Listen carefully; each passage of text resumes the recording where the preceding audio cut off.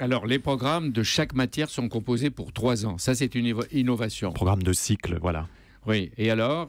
Et alors, ce qui est important, c'est que ces cycles de 3 ans forment une continuité de 9 années, hein, les 9 années quasiment de la scolarité obligatoire. Et pour la première fois, dans toutes les disciplines, les apprentissages seront continus et homogènes pendant ces 9 années pour mieux suivre la progression des élèves. C'est une innovation. Oui, c'est peut-être la principale innovation de ces programmes. Alors, on va voir maintenant ce qui vous était reproché.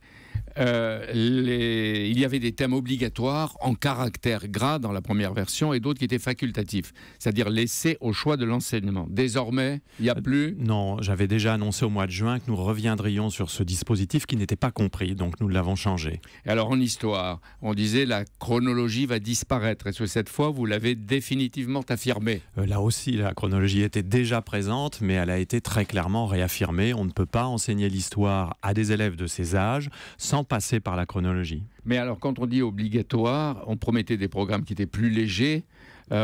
Tout devenant obligatoire, va devenir plus lourd.